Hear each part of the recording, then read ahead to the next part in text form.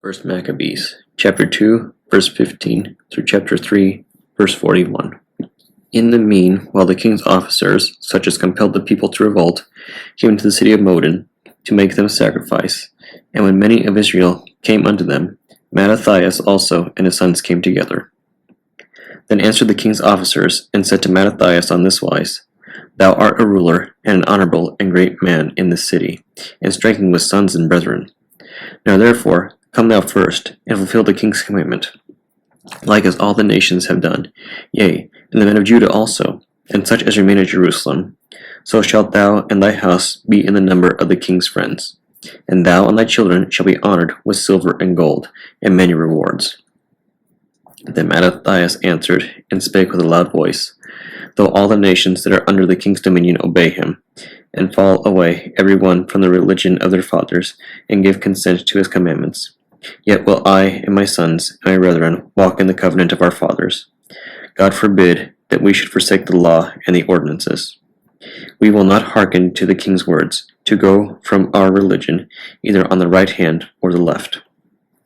Now when he had left, speaking these words, there came one of the Jews in the sight of all to sacrifice on the altar which was at Modin, according to the king's commandment. Which thing when Mattathias saw, he was inflamed with zeal, and his reins trembled, neither could he forbear to show his anger according to judgment. Wherefore he ran, and slew him upon the altar. Also the king's commissioner, who had compelled men to sacrifice, he killed at that time, and the altar he pulled down. Thus dealt he zealously for the law of God, like as Phinehas did unto Zambri the son of Salom. And Mattathias cried throughout the city with a loud voice, saying, Whosoever is zealous of the law, and maintaineth the covenant, let him follow me. So he and his sons fled into the mountains, and left all that it ever had in the city. Then many that sought after justice and judgment went down into the wilderness to dwell there, both they and their children, and their wives and their cattle, because afflictions increased sore upon them. Now when it was told the king's servants and the host that was at Jerusalem, in the city of David, that certain men who had broken the king's commandment were gone down into secret places in the wilderness, they pursued after them a great number, and having overtaken them, they camped against them, and made war against them on the Sabbath day. And they said unto them, Let that which ye have done hitherto suffice. Come forth, and do according to the commandment of the king, and ye shall live. But they said, We will not come forth, neither will we do the king's commandment, to profane the Sabbath day. So then they gave them the battle with all speed. Howbeit they answered them not, neither cast they a stone at them, nor stopped the places where they lay hid, but said, Let us die all in our innocency. Heaven and earth shall testify for us, that ye put us to death wrongfully. So they rose up against them in battle on the Sabbath, and they slew them, with their wives and children, and their cattle, to the number of 1,000 people. Now when Mattathias and his friends understood hereof, they mourned for them right sore. And one of them said to another, If we all do as our brethren have done, and fight not for our lives and laws against the heathen, they will now quickly root us out of the earth. And at that time, therefore they decreed, saying, Whosoever shall come to make battle with us on the Sabbath day, we will fight against him. Neither will we all die as our brethren that were murdered in the secret places. Then came there unto him a company of Assyrians, who were mighty men of Israel, even all such as were voluntarily devoted unto the law. Also all they that fled for persecution joined themselves unto them, and were a stay unto them. They joined their forces and smote sinful men in their anger, and wicked men in their wrath. But the rest fled to the heathen for succor. Then Mattathias and his friends went round about, and pulled down the altars, and what children soever they found within the coast of Israel uncircumcised, those they circumcised valiantly. They pursued also after the proud men, and the work prospered in their hand. So they recovered the law out of the hand of the Gentiles, and out of the hand of kings. Neither sufficed they the sinner to triumph. Now when the time drew near that Mattathias should die, he said unto his sons, Now have pride and rebuke, gotten strength in the time of destruction and the wrath of indignation. Now therefore, my sons, be ye zealous for the law, and give your lives for the covenant of your fathers. Call to remembrance what acts our fathers did in their time. So shall ye receive great honor and an everlasting name. Was not Abraham found faithful in temptation, and it was imputed unto him for righteousness? Joseph, in the time of his distress, kept the commandment, and was made Lord of Egypt. Phinehas, our father, in being zealous and fervent, obtained the covenant of an everlasting priesthood. Jesus, for fulfilling the word, was made a judge in Israel. Caleb, for bearing witness before the congregation, received the heritage of the land. David, for being merciful, possessed the throne of an everlasting kingdom. Elias, for being zealous and fervent for the law, was taken up into heaven. Ananias, Azarias, and Misael, by believing, were saved out of the flame. Daniel, for his innocency, was delivered from the mouth of lions. And thus consider ye throughout all ages, that none that put their trust in him shall be overcome. Fear not then the words of a sinful man, for his glory shall be dung and worms. Today he shall be lifted up, and tomorrow he shall not be found, because he is returned into his dust, and his thought is come to nothing. Wherefore, ye my sons, be valiant, and show yourselves men in the behalf of the law, for by it shall ye obtain glory. And behold, I know that your brother Simon is a man of counsel. Give ear unto him always, he shall be a father unto you. As for Judas Maccabees, he hath been mighty and strong, even from his youth up. Let him be your captain, and fight the battle of the people. Take also unto you all those that observe the law, and avenge ye the wrong of your people. Recompense fully the heathen, and take heed to the commandments of the law.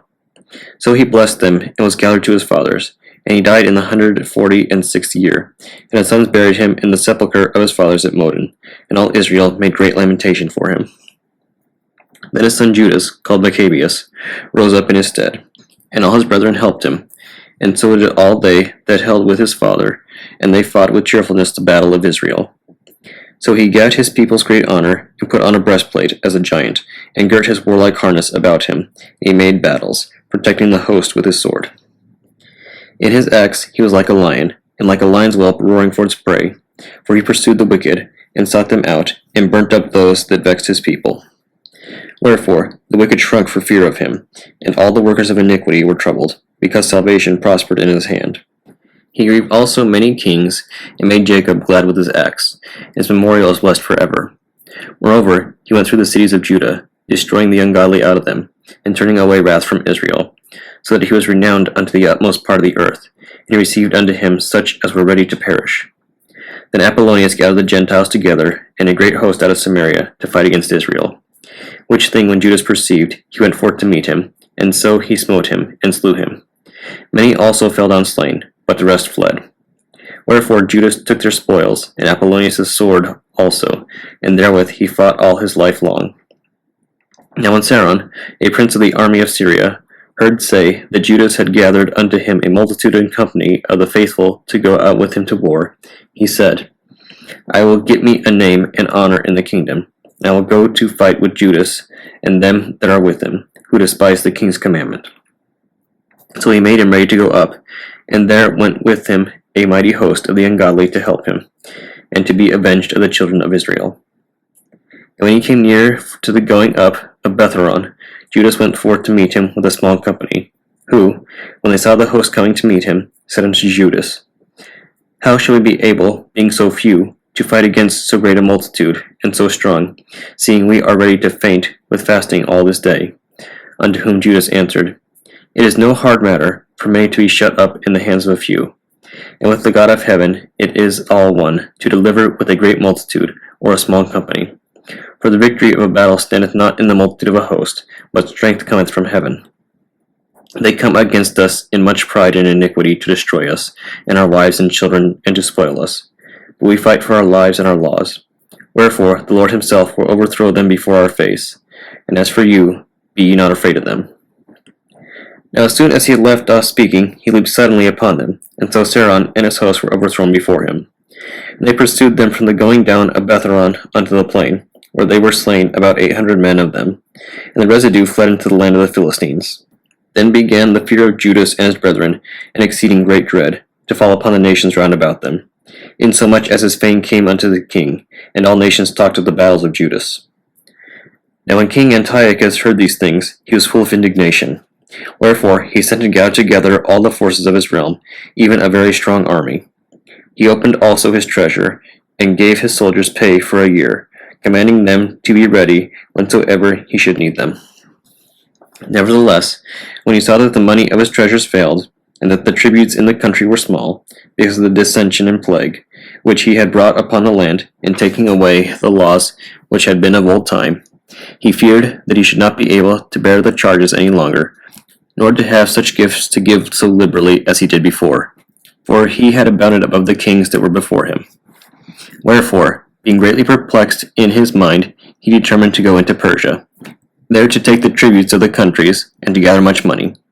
So he left Lysias, a nobleman, and one of the blood royal, to oversee the affairs of the king from the river Euphrates unto the borders of Egypt, and to bring up his son Antiochus until he came again.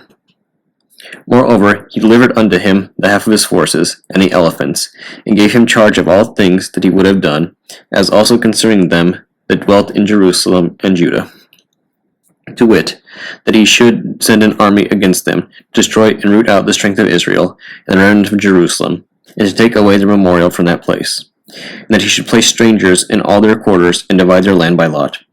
So the king took the half of the forces that remained, and departed from Antioch, his royal city, the 147th year, and he passed the river Euphrates, and went through the high countries.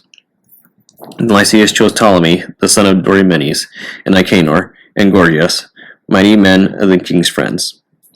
And with them he sent 40,000 footmen, and 7,000 horsemen, to go into the land of Judah, and to destroy it, as the king commanded. So they went forth with all their power, and came and pitched by Emmaus in the plain country. And the merchants of the country, hearing the fame of them, took silver and gold very much, with servants, and came into the camp to buy the children of Israel for slaves. A power also of Syria and of the land of the Philistines joined themselves unto them. 4th Maccabees, chapter 9. Why delayest thou, O tyrant? For we are readier to die than to transgress the injunctions of our fathers. And we should be disgracing our fathers if we did not obey the law, and take knowledge for our guide. O tyrant, counselor of law-breaking, do not, hating us as thou dost, pity us more than we pity ourselves. For we account your pity of us on the terms of unlawful escape to be worse than death. And you think to scare us by threatening us with death by tortures, as though thou hadst learned nothing by the death of Eleazar. But if aged men of the Hebrews have died in the cause of religion after enduring tortures, more rightly should we younger men die, scorning your cruel tortures, which our aged instructor overcame. Make the attempt then, O tyrant, and if thou puttest us to death for our religion, think not that thou hast harmed us by torturing us. For we, through this ill treatment and endurance, shall bear off the rewards of virtue. But you, for the wicked and despotic slaughter of us, shall, from the divine vengeance, endure eternal torture by fire. And when they had thus spoken, the tyrant was not only exasperated against them as being refractory, but enraged with them as being ungrateful. So that, at his bidding, the torturers brought forth the eldest of them, and tearing through his tunic, bound his hands and arms on each side with thongs. And when they had labored hard without effect in scourging him, they hurled him upon the wheel, and the noble youth extended upon this became dislocated, and with every member disjointed, he exclaimed in expostulation, O most accursed tyrant, the enemy of heavenly justice, and cruel-hearted, I am no murderer, nor sacrilegious man, whom thou illest usest, but a defender of the divine law. And when the spearman said, Consent to eat, that you may be released from your tortures, he answered, Not so powerful, O accursed ministers, is your wheel, as to stifle my reasoning. Cut my limbs and burn my flesh, and twist my joints. For through all my torments I will convince you that the children of the Hebrews are alone unconquered in behalf of virtue. While he was saying this, they heaped up fuel, and setting fire to it, strained him upon the wheel still more. And the wheel was defiled all over with blood, and the hot ashes were quenched by the droppings of gore, and pieces of flesh were scattered about the axles of the machine. And although the framework of his bones was now destroyed, the high-minded and Abrahamic youth did not groan. But as though transformed by fire into immortality, he nobly endured the rackings, saying, Imitate me, O brethren, nor ever desert your station, nor abjure my brotherhood and courage. Fight the holy and honorable fight of religion, by which means our just and paternal providence, becoming merciful to the nation, will punish the pestilent tyrant. And saying this, the reverend youth abruptly closed his life. And when all admired his courageous soul, the spearman brought forward him who was in second point of age, having put on iron hands, bound him with pointed hooks to the catapult. And when, on inquiring whether he would eat before he was tortured, they heard his noble sentiment, after they, with the iron hands, had violently dragged all the flesh from the neck of the chin, the panther-like beast tore off the very skin of his head. But he, bearing with firmness this misery, said, How sweet is every form of death for the religion of our fathers! And he saith to the tyrant, Thinkest thou not, most cruel of all tyrants, that thou art now tortured more than I, finding thy overweening conception of a tyranny conquered by our patience in behalf of our religion? For I lighten my suffering by the pleasures which are connected with virtue, but thou art tortured with the threatenings for impiety, and thou shalt not escape, most corrupt tyrant, the vengeance of divine wrath. The Acts of the Apostles, chapter 16, verses 1 through 18. Then came he to Derbe and Lystra, and behold, a certain disciple was there, named Timotheus, the son of a certain woman, which was a Jewess, and believed, but his father was a Greek, which was well reported of by the brethren that were at Lystra and Iconium. Him would Paul have to go forth with him, and took and circumcised him because of the Jews which were in those quarters, for they knew all that his father was a Greek. And as they went through the cities, they delivered them the decrees for to keep, that they were ordained of the apostles and elders which were at Jerusalem. And so were the churches established in the faith, and increased in number daily. Now, when they had gone to the region of Phrygia, and the region of Galatia, and were forbidden of the Holy Ghost to preach the word in Asia, after they were come to Mysia, they essayed to go into Bithynia, but the Spirit suffered them not. And they, passing by Mysia, came down to Troas. And a vision appeared to Paul in the night. There stood a man of Macedonia, and prayed him, saying, Come over into Macedonia, and help us. And after he had seen the vision, immediately we endeavored to go into Macedonia, assuredly gathering that the Lord had called us for to preach the gospel unto them. Therefore, loosing from Troas, we came with a straight course to Samothracia, and the next day to Neapolis, and from thence to Philippi, which is the chief city of that part of Macedonia, and a colony, and we were in that day abiding certain days. And on the Sabbath we went out of the city by a riverside, where prayer was wont to be made, and we sat down, and spake unto the women which resorted thither. And a certain woman named Lydia, a seller of purple of the city of Thyatira, which worshipped God, heard us, whose heart the Lord opened, that she attended unto the things which were spoken of Paul. And when she was baptized in her household, she besought us, saying, If ye have judged me to be faithful to the Lord, come into my house, and abide there. And she constrained us. And it came to pass, as we went to prayer, a certain damsel possessed with the spirit of divination met us, which brought her masters much gain by soothsaying. The same followed Paul and us, and cried, saying, These men are the servants of the Most High God, which show unto us the way of salvation. And this did she many days. But Paul, being grieved, turned and said to the Spirit, I command thee in the name of Jesus Christ to come out of her. And he came out the same hour.